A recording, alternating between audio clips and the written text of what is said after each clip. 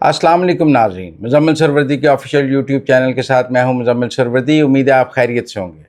नाज़रीन, Iran, America और Israel की जो जंग है उसको चौथा दिन हो गया है। पहले दिन ही खामनाई साहब की शहादत हो गई थी, लेकिन उसके बावजूद ईरान में निज़ाम हुकूमत भी कायम है, पासदारान इनकलाब भी कायम है और ईरान की जानिब से हमले भी कायम हैं। अब अगर मैं 3 मार्च जो चौथा दिन है जंग का, उसका अगर हम जायज़ा लें तो चौथा दिन का फातह तो आज ईरान नज़र आ रहा है कि ईरान ने चौथे दिन जो है वो जंग जीती है। क्यों मैं ये बात कहता हूँ कि ईरान ने चौथे दिन जंग जीती है? ईरान ने खलीज में अमरीकी इत्तेहादियों पर हमले अपने जारी रखे हैं। अभी तक अमेरिका और इसराइल ईरान के बैलिस्टिक, ईरान के ड्रोन, ईरान के दूसरे हाइपरसोनिक मिसाइल्स का जवाब नहीं दे सके। ईरान मिसाइल चला रहा है और वो लग रहे हैं इसराइल में भी, हर जगह, इत्तेहादियों में भी। सऊदी अरब में भी जो अमरीकी सफारत खाना है उसको भी हिट किया है। कुवैत में अमरीकी सफारत खाने को हिट किया है। तो खित्ते में जहाँ जहाँ अमरीकी असासे हैं, ईरान उनको कामयाबी से निशाना बना रहा है। जो शुमाली इराक अरबील के इलाके में अमरीकी अड्डे पर हमला किया गया है, ओमान की तजारती बंदरगाह पर ड्रोन हमला किया गया है जिसे ईंधन का टैंक हुआ है, और ईरान की सबसे बड़ी कामयाबी क्या है? उसने आबनाए हुर्मुज़ बंद रखा हुआ है।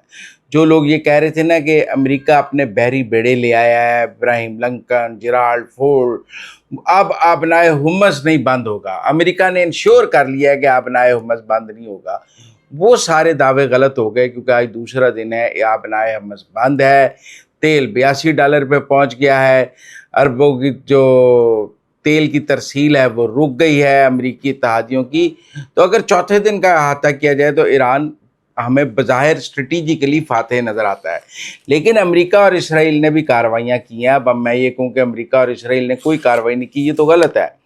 ईरान पर इस अमेरिका और इसराइल ने बहुत बमबारी की है, वहाँ बहुत आगें लगी हुई हैं, वहाँ बहुत तबाही हुई है, हैवी बमबारी की गई है। लेकिन उसके बावजूद ईरान आगे से लड़ रहा है। इसलिए मैं ईरान को फातह कह रहा हूँ कि उसकी मुज़ाहमत, उसका जारहाना, वो अपनी जगह अपना फर्म नज़र आ रहा है। ये बमबारी अभी ईरान को हमलों से नहीं रोक पा रही है। अमरीकी सेंट्रल कमांड के मुताबिक ईरानी कमांड एंड कंट्रोल सिस्टम तबाह किया गया है। अब ये कहा जा रहा है कि अब ईरान का कोई एक कमांड एंड कंट्रोल सिस्टम है ही नहीं। वो कहते हैं हमने कमांड एंड कंट्रोल सिस्टम तबाह कर दिया। वो तो आपने खैर पहले दिन भी तबाह कर दिया था। वो तो अब ऑटो पे हैं सारे, जहाँ जहाँ जो है वो अपने तौर पे चलाई जा रहा है। उनका फ़ज़ाई, दिफाई और ड्रोन लॉन्चिंग साइट्स को निशाना बनाया गया। अच्छा, ये जो ड्रोन लॉन्चिंग साइट्स है ना, यही इम्पॉर्टेंट है। बाकी फ़ज़ाई तो कोई उनका निज़ाम है नहीं, और दिफाई निज़ाम भी ईरान का कोई ऐसा नहीं है कि आप कहें कि वहाँ को बहुत ज़बरदस्त दिफाई निज़ाम को S-400 लगे हुए हैं मिसाइलों को गिराने के लिए या जहाज़ों को गिराने के लिए। पिछली जून की लड़ाई में भी ईरान ने कोई जहाज़ नहीं गिराया था। अब भी उसके पास कोई जो जहाज़ उसको बमबारी करने आते हैं उनको गिराने का कोई सलाहियत नहीं है।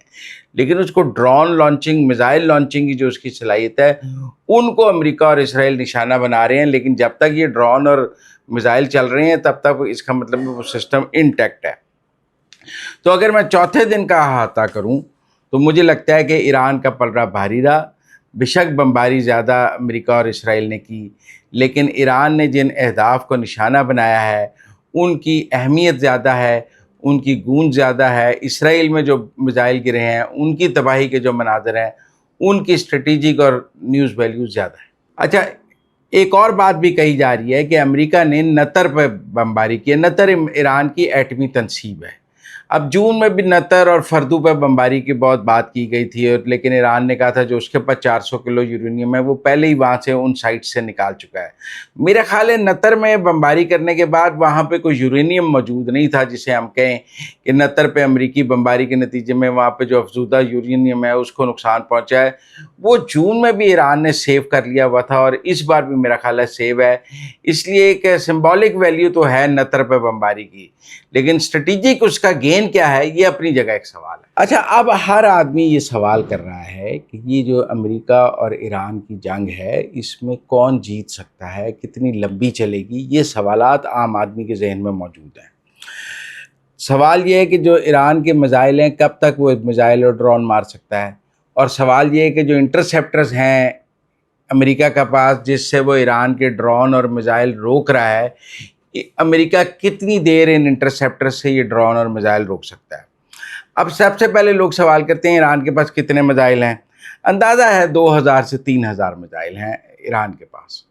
اور ایک عمومی اندازہ جو دفاعی تجزیہ نگاروں کا ہے وہ یہ ہے، روسی فوجی ماہر بھی یہ کہتے ہیں کہ ایران کے پاس 2000 سے 4000 کے درمیان میزائل موجود ہیں، اور اگر وہ روزانہ 100 میزائل فائر کرے تو وہ 20 سے 40 دن تک یہ میزائل فائر کر سکتا ہے، 25 دن، 30 دن، 35 دن۔ اور اگر وہ روزانہ کے ایک ہم ایوریج لگائیں کہ ایران روزانہ 100 میزائل فائر کر رہا ہے، تو اگر 2000 میزائل ہیں تو 20 دن، اگر 4000 میزائل ہیں تو 40 دن، 3000 ہیں تو 30 دن، تو یہ 20 سے 40 دن کا ایران کے پاس مواد موجود ہے۔ تو اس طرح ہم کہہ سکتے ہیں کہ ایران 1 مہینے تک یہ میزائل جو ہے وہ اسرائیل اور امریکہ پر مار سکتا ہے۔ لیکن یہ میزائل روکے تو انٹرسیپٹر سے جا رہے ہیں نا، جو انٹرسیپٹر سے امریکہ میزائل رستے میں روک کے تباہ کر دیتا ہے اور میزائل اپنی جگہ پر جا کر نہیں لگ پاتا، وہ انٹرسیپٹر امریکہ کے پاس کتنے ہیں؟ کہتے ہیں 650 تھارڈ انٹرسیپٹر ہیں، 650 تھارڈ انٹرسیپٹر ہیں امریکہ اور اسرائیل کے پاس۔ اسی لیے تو سعودی عرب، گلف وغیرہ کہہ رہے ہیں کہ ہمارے لیے انٹرسیپٹر نہیں یوز کیے جا رہے، اپنے لیے یوز کریں ہیں، کیونکہ ان کی بھی ایک محدود تعداد ہے۔ ان میں سے 150 اب تک استعمال ہو چکے ہیں۔ جو انڈیپینڈنٹ ویو ہے کہ 4 دن میں یا اب تک 650 میں سے 150 انٹرسیپٹر جو ہے وہ یوز ہو چکا ہے۔ ابھی 400 انٹرسیپٹر جو ہے وہ امریکہ کے پاس موجود ہے۔ سب کہہ رہے ہیں کہ 400 انٹرسیپٹر موجود ہے۔ تھرڈ انٹرسیپٹر جو ہائی ویلیو، جو اوپر ہائی الٹیٹیوڈ پہ میزائل کو جو ہے وہ نشانہ بتاتا ہے، یہ کب تک چل سکتے ہیں؟ اگر روزانہ کے ابھی 150 یوز ہو گئے ہیں 4 دن میں، تو آپ خود ہی اندازہ لگا لیں، وہ روز کے 100 میزائل مار رہا ہے۔ ایک میزائل کو روکنے کے لیے کئی دفعہ 3 انٹرسیپٹر بھی یوز ہو جاتے ہیں، تو پھر 300 ایک دن میں بھی ہو سکتے ہیں۔ لیکن کہتے ہیں 5 سے 10 دن کے انٹرسیپٹرز امریکہ اور اسرائیل کے پاس ہیں، لہذا امریکہ اور اسرائیل نے جو کرنا ہے وہ 5 سے 10 دن میں کرنا ہے، کیونکہ ان کے پاس انٹرسیپٹرز ہی 5 سے 10 دن کے ہیں۔ پھر ان کے پاس پیٹریوٹ میزائل ہیں جو ایران کے میزائل اور ڈرون کو روک سکتے ہیں۔ پیٹریوٹ کا ذخیرہ زیادہ ہے، عمومی رائے یہی ہے کہ پیٹریوٹ کا ذخیرہ زیادہ ہے، لیکن یہ بھی ختم ہو سکتا ہے۔ کوئی لامحدود پیٹریوٹ میزائل تو نہیں ہے نا امریکہ اور اسرائیل کو۔ اگر ایک ایرانی میزائل کو روکنے کے لیے 10 پیٹریوٹ میزائل لگتے ہیں، تو پھر یہ پیٹریوٹ میزائل بھی 3 ہفتے تک چل سکتے ہیں۔ ایک رائے یہ ہے، کیونکہ ایک میزائل کو روکنے کے لیے 10 پیٹریوٹ میزائل استعمال ہو جاتے ہیں، پیٹریوٹ استعمال ہو جاتے ہیں، تو پھر یہ کوئی 3 ہفتے کا مٹیریل ہے ان کے پاس۔ اس کا مطلب 5 سے 10 دن کا وہ ہے، تو یہ بھی امریکہ کے پاس بھی کوئی 30-40 دن کی لڑائی کا سامان جو ہے وہ ہمیں نظر آتا ہے۔ ایران کا سب سے بڑا ہتھیار کیا ہے؟ اگر وہ اپنے جدید ترین ہائپرسونک میزائل، فتح میزائل، ابھی جو وہ کم نہیں استعمال کر رہا، وہ اس لیے نہیں استعمال کر رہا کہ وہ کہہ رہا ہے کہ انٹرسیپٹرز جو ہیں اور پیٹریوٹ جو ہیں وہ ختم ہو جائیں تو پھر اس کے میزائل زیادہ نشانے پہ لگیں گے، تو اس لیے، اور وہ جو ہائپرسونک میزائل ہیں وہ شاید یہ انٹرسیپٹرز روک بھی نہ سکیں یا مشکل سے روک سکیں، تو اس لیے ایک تو اس کے الفتح جو میزائل ہیں وہ اس کا ٹرمپ کارڈ ہے۔ اس کے علاوہ وہ کہتے ہیں کہ اگر ایران الفتح چلائے تو وہ شاید تھارڈ اور پیٹریوٹ اس طرح روک نہ سکیں، اسی لیے یہ کہا جا رہا ہے کہ کویت میں ایک امریکن کمانڈ اینڈ کنٹرول تھا، وہ انہوں نے نا کنٹینرز پہ 3 فلور بنایا ہوا تھا، اس کے اوپر جا کے میزائل لگائے، جہاں پہ اب جو کہہ رہے ہیں امریکی 6 مر گئے ہیں، تو وہ اس کمانڈ اینڈ کنٹرول میں موجود تھے، اس کو انٹرسیپٹر نہیں روک سکا، اس میزائل کو، وہ سیدھا جا کے کمانڈ اینڈ کنٹرول کو لگائے، حالانکہ اس کے اوپر انٹرسیپٹر لگے ہوئے تھے۔ وہ کہہ رہے ہیں کہ انہوں نے، ایران نے الفتح میزائل چلائے ہیں، ہائپرسونک، جو اٹامک وار ہیڈ بھی لے کے جا سکتے ہیں، لیکن ایران کے پاس تو اٹامک وار ہیڈ نہیں ہے، اس نے روٹین کا ویپن اس میں بھیجا ہے، لیکن وہ انٹرسیپٹر نہیں روک سکے، وہ ہائپرسونک میزائل ہے۔ تو اب ہائپرسونک کتنے ہیں اور وہ کب ان کو کس تعداد میں چلاتا ہے، یقیناً محدود ہیں، تو وہ بھی ایک گیم چینجر ایران کے لیے ہو سکتا ہے۔ ابھی تو اس ایک کی کلیریفیکیشن ہوئی ہے کہ ایک اس نے الفتح چلا کے کویت میں کمانڈ اینڈ کنٹرول سسٹم امریکہ کا اڑایا ہے۔ اب یہ سوال بھی ہے کہ بہت سارے لوگوں کا کہ جی امریکہ کتنے انٹرسیپٹر بنا سکتا ہے؟ کیا وہ اگلے 1 ماہ میں 10,000 انٹرسیپٹر بنا سکتے ہیں؟ نہیں، امریکہ کی استطاعت 1 ماہ میں 55 انٹرسیپٹر بنانے کی ہے۔ مثلا اگر جنگ بنے تو 55 انٹرسیپٹر اور بنا سکتا ہے، جو بہت کم ہے۔ 650 ہیں، 1 مہینہ جنگ چلے گی، 55 اور بنا لے گا، اور یہ جو جس حساب سے میزائل چلنے ہیں اس حساب سے یہ انٹرسیپٹرز کی تعداد کم ہے۔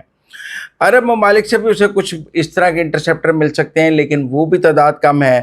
جرمنی اور رومانیہ میں انٹرسیپٹرز کی فیکٹریاں لگ رہی ہیں، لیکن وہ ابھی فعال نہیں ہیں، تو لہذا امریکہ کا سب سے بڑا مسئلہ یہ انٹرسیپٹرز کی سپلائی ہے کہ اس وقت کتنے ہیں اور آگے اس کو زیادہ مل نہیں سکتے، اس لیے یہ گیم چینجر سمجھا جا رہا ہے۔ इसीलिए जंग कितने दिन चलेगी, जैसे जैसे इंटरसेप्टर्स की तादाद कम होती जाएगी वैसे वैसे गुफ्तगू सीज फायर की तरफ भी चलती जाएगी। ईरान भी यही करना चाह रहा है कि वो अपने सस्ते ड्रोन से उनके इंटरसेप्टर ज़ाया करा रहा है, ताकि उसको भी पता है कि जब अमेरिका के पास इंटरसेप्टर ख़त्म हो जाएंगे और पेट्रियट ख़त्म हो जाएंगे तो जंग ख़त्म होने की तरफ चल पड़े। इस लड़ाई में इस वक्त तो भारत इसराइल के साथ खड़ा नज़र आ रहा है। नरेंद्र मोदी इस लड़ाई के शुरू होने से 2 दिन पहले इसराइल गए भी थे। उन्होंने इसराइली पार्लियामेंट से भी खिताब किया और वहाँ एक हेक्सागन अलायंस इंडिया, इसराइल और और मुल्कों के साथ मिलकर एक इत्तेहाद बनाने की भी बात हुई। वहाँ पाकिस्तान, तुर्की और सऊदी अरब के इत्तेहाद के ख़िलाफ़ बातें भी हुई। लेकिन आप ये देखें कि जो ईरान अमेरिका इसराइल जंग है, इससे सबसे ज़्यादा नुकसान भी इंडिया को हो रहा है।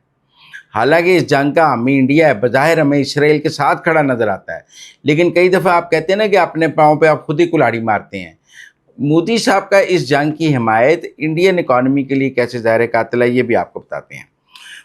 मशरिक़ वस्ता में जंग है क्योंकि अरब ममालिक में जंग है, बिल्कुल आबनाए हरमस बंद है, तो भारत की जो ऑयल की और गैस की जो सप्लाई लाइन है वो मुतासर हो गई है। इसीलिए उसने अपनी इंडस्ट्री के लिए अब गैस हफ्ते में 2 दिन बंद भी कर दी है, क्योंकि उसके पास गैस की कमी हो गई है, क्योंकि कतर ने गैस के वो प्लांट बंद कर दिए हैं, एलपीजी की अपनाए हरमस बंद हो गया, तो भारत में गैस की कमी तो अभी नज़र आ रही है। अब भारत ने जो पिछले दिनों पैसा बनाया है वो तो रूस के तेल पे बनाया ज़्यादा, लेकिन अमेरिका ने जब उसका बाजू मरोड़ा है तो अब उसने रूस से तेल लेना बंद कर दिया है। अब ईरान से भी उसको तेल नहीं ले रहा, तो अब भारत को महंगा तेल खरीदना पड़ेगा। उसको 50% टैरिफ का खौफ था ईरान से तेल लेने पे, रूस से तेल लेने पे। टैरिफ के खौफ से उसने रूस और ईरान का तेल लेना बंद किया, तो अब उसको ना ज़्यादा महंगा तेल लेना पड़ेगा जो उसकी इकॉनमी को खाएगा। और तेल वैसे ही आपको पता है $82 पे हो रहा है। भारत तो 1.5 अरब आबादी का मुल्क है, उसको तेल भी ज़्यादा चाहिए। चाइना को कम नुकसान होगा, मैं आपको बताऊं। चाइना, रूस के साथ उसने अपनी तेल की पाइपलाइंस बिछा ली हुई हैं वो मंगोलिया के ज़रिए, तो रूस से चाइना काफ़ी तेल ले सकता है। अगर ईरान से उसको ना भी मिले, वेनेजुएला से ना भी मिले, तो वो अपनी ज़रूरत रूस से भी काफ़ी हद तक पूरी कर सकता है। लेकिन इंडिया तो रूस से नहीं ख़रीद सकता और चीन रूस से ख़रीद सकता है।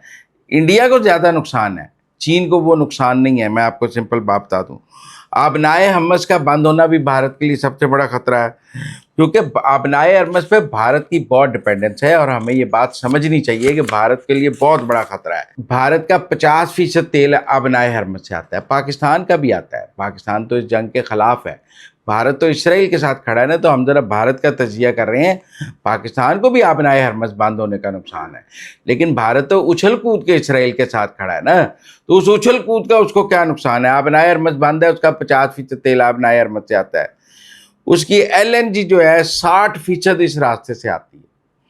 उसकी एलपीजी जो है वो 85% इस रास्ते से आती है। तो लिहाजा उसका 50% तेल बंद हो गया, उसकी 60% एलएनजी बंद हो गई, उसकी 85% एलपीजी बंद हो गई। अगर 1 महीना आबनाए हरमस पर रहते तो आप देखिए भारत को कितना होता है। भारत के पास एलपीजी का कोई स्ट्रेटेजिक ज़ख़ीरा भी नहीं है, वो तो डे टू डे वाली बात है। तो उसके इसीलिए वहाँ गैस की शॉर्टेज होने लग जाएगी। अगर रास्ता बंद हुआ तो वहाँ घरेलू सार्फिन के लिए भी गैस नहीं रहेगी, क्योंकि भारत से कोई गैस नहीं निकलती। पाकिस्तान की तरह वहाँ सुई गैस नहीं है कि आप यूँ नॉब ऑन करें तो गैस आने लग जाए। वो भारत पूरा एलपीजी पे ही है, क्योंकि वहाँ गैस निकलती नहीं है। तो इसलिए अगर वहाँ एलपीजी की शॉर्टेज हो गई तो घरों में रोटी पकाने की शॉर्टेज हो जाएगी, और उनको कहाँ से रोटी पकाएंगे। और अगर तेल $10 महंगा होता है तो भारत को कुछ $14 बिलियन का नुकसान होगा। तो इसलिए मेरे ख्याल में भारत बेशक इस जंग की हिमायत करता रहे, लेकिन टेक्निकल बात यह है कि भारत को इस जंग में सबसे ज़्यादा नुकसान हो रहा है। ये जंग भारत की मईशत को सबसे ज़्यादा नुकसान पहुँचा रही है। एक और बात कही जा रही है कि जी ट्रंप ने ये जंग शुरू तो कर ली है, लेकिन ये जंग ट्रंप की सियासी खुदकुशी है। ट्रंप की अमेरिका की अपनी इकॉनमी बैठ जाएगी। मैं इससे मुत्तफिक नहीं हूँ, क्योंकि आप ये देखिए ना, सबसे बड़ी बात तो है कि तेल महंगा होने का। अमेरिका के पास इस वक्त वेनेजुएला का तेल है जो वो $40 में ख़रीद रहा है। आज आलमी मार्केट में रेट $82 है, उसको $40 में वेनेजुएला का तेल मिल रहा है।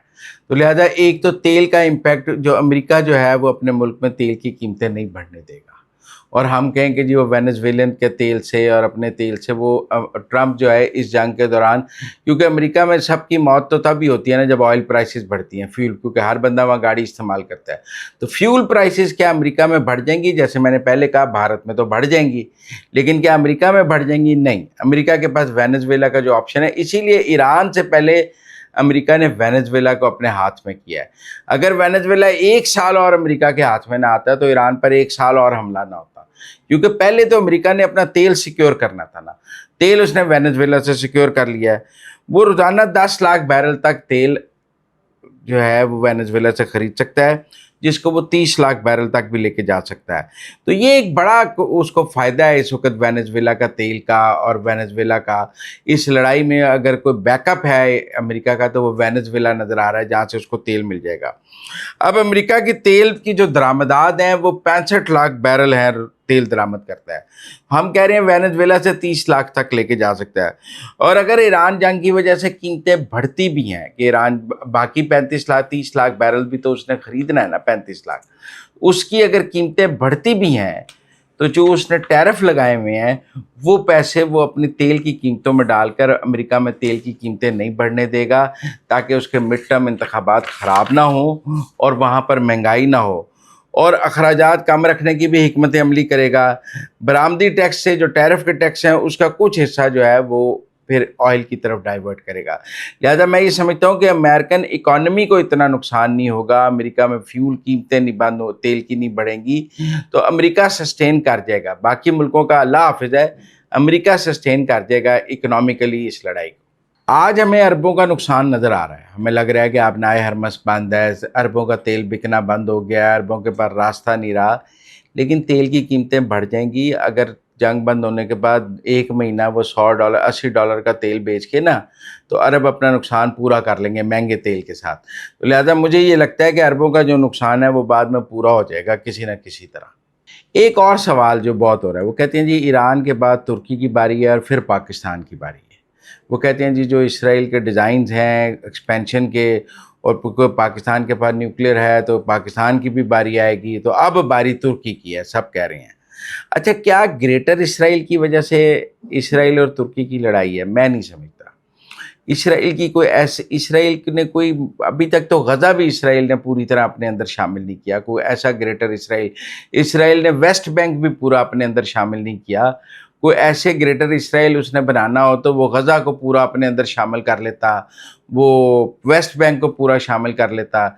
नहीं, वो एक अपनी हदूद के अंदर रहता है, उसने किसी मुल्क पे अभी तक पूरी तरह कब्जा नहीं किया। तुर्की का बयानिया कहाँ आया? असल में ये कॉरिडोर्स की लड़ाई है, तजारती राहों की लड़ाई है, और तुर्की एक बहुत बड़ी तजारती गुज़रगाह है यूरोप के लिए भी, एशिया के लिए भी। तो इसलिए कहा जा सकता है कि जैसे हम एक सी पैक और रोड बेल्ट मंसूबे में हैं चाइना के, और सी पैक की वजह से कहा जाता है कि हम अमेरिका को खटकते हैं, या अमेरिका सी पैक को अपने लिए ख़तरा समझता है, इसी तरह जो तुर्की के ट्रेड रूट्स हैं वो इसराइल को खटकते हैं। और असल लड़ाई तजारती राहदारियों की है। तुर्की और इसराइल की बराह रास्त कोई लड़ाई नहीं है। तुर्की ने इसराइल को कबूल किया हुआ है, तुर्की और इसराइल के सफारती ताल्लुकात मौजूद हैं, तुर्की और इसराइल के दरमियान ट्रेड मौजूद है, तुर्की और इसराइल के दरमियान फ़्लाइटें जाती हैं, तुर्की और इसराइल के दरमियान एक दूसरे को वीज़े दिए जाते हैं। तो तुर्की और इसराइल की वो कहानी नहीं है जो ईरान और इसराइल की थी।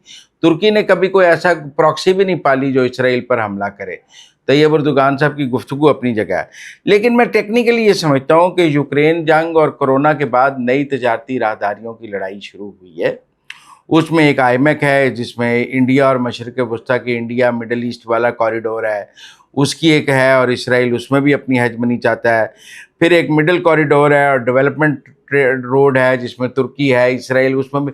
तो इसराइल और तुर्की की कोई सियासी लड़ाई नहीं है, कोई अस्करी लड़ाई नहीं है, कोई एक्सपेंशन प्रोग्राम्स नहीं है, उनके दरमियान ट्रेड कॉरिडोर्स का तनाज़ा ज़रूर है, जो मेरे ख़्याल में बैठ के भी तय हो सकता है। मुझे नहीं लगता कि अगली बारी तुर्की की है, ना मैं इस चीज़ को मानता हूँ, ना मैं ये मानता हूँ कि अगली बारी पाकिस्तान की है। मेरे ख़्याल में ईरान के साथ उनकी लड़ाई जो थी इसराइल की वो पुरानी थी। ईरान भी इसराइल के साथ लड़ रहा था और इसराइल भी ईरान के साथ लड़ रहा था। लिहाजा मैं इस थ्योरी को नहीं मानता कि अगली बारी तुर्की की है या पाकिस्तान की है, ऐसा मुझे नज़र नहीं आता। افغانستان کی اور پاکستان نے جو افغانستان پر سرجیکل سٹرائک شروع کی ہوئی ہیں اس میں پاکستان بٹگرام ایئر بیس کو بھی پاکستان نے نشانہ بنایا اتوار والے دن، اور تب اتوار کو یہ خبریں آ گئی تھیں کہ پاکستان نے بٹگرام ایئر بیس پہ بمباری کی ہے اور وہاں پہ جو اتنا اسلحہ کے امریکن اسلحے کے ذخائر تھے ان کو نشانہ بنایا ڈیپو کو۔ تو اب نیو یارک ٹائمز نے بھی اس کی سیٹلائٹ پکچرز جاری کی ہیں جس میں بٹگرام ایئر بیس پر تباہی دکھائی گئی ہے اور بمباری کے اثرات دکھائی گئے ہیں، اور جب نیو یارک ٹائمز میں سیٹلائٹ پکچرز شائع ہو گئی ہیں تو افغان وزارت دفاع نے بھی تسلیم کر لیا کہ پاکستان نے بٹگرام ایئر بیس پر حملہ کیا ہے اور بمباری کی ہے۔ افغانیوں کا موقف ہے کہ اس میں کوئی جانی نقصان نہیں ہوا، کوئی مٹیریل نقصان نہیں ہوا، لیکن دنیا یہ کہہ رہی ہے کہ وہاں اسلحے کے جتنے ڈیپو تھے، کچھ غیر مصدقہ اطلاعات ہیں کہ وہاں کوئی ہیلی کاپٹر اور جہاز تھے وہ بھی تباہ کر دیے گئے ہیں، اور جو وہاں اسلحہ تھا امریکن وہ بھی تباہ کیا گیا ہے۔ اس کے علاوہ بھی جو افغانستان میں مختلف ملٹری ڈیپوز یا افغانستان کی ملٹری انسٹالیشنز ہیں یا وہاں دہشت گردوں کے کیمپ ہیں، ان پر پاکستان کے حملے جاری ہیں۔ یہ ضرور ہے کہ پاکستان ابھی تک افغان طالبان کے کسی رہنما کو نشانہ نہیں بنا رہا، ابھی تک کوئی افغان طالبان کے کسی بڑے لیڈر کے گھر کو نشانہ نہیں بنایا گیا، ابھی افغان طالبان کے کسی بڑے لیڈر کے میرا مطلب دفتر کو نشانہ نہیں بنایا گیا، ابھی ہم نے افغان طالبان کو براہ راست نشانہ نہیں بنایا گیا، ابھی صرف ملٹری انسٹالیشن پر بمباری ہو رہی ہے۔ ابھی یہاں پاکستان نے چیک پوسٹوں پر قبضہ کیا ہے یا ملٹری انسٹالیشنز پر بمباری کی ہے۔ اس کے علاوہ اس جنگ کی ابھی اس سے آگے کچھ نہیں ہے، یہ جنگ اتنی چل رہی ہے اور روزانہ اس قسم کے ملٹری انسٹالیشنز پر پاکستان بمباری کر رہا ہے۔ اس میں کابل پر بھی بمباری ہو رہی ہے، کندھار پر بھی ہو رہی ہے، پنجشیر میں بھی ہو رہی ہے، پکتیا میں بھی ہو رہی ہے، خوست میں بھی ہو رہی ہے، اور بالخصوص پاکستان کے بارڈر کے ساتھ جو علاقے ہیں ان میں کافی بمباری ہو رہی ہے۔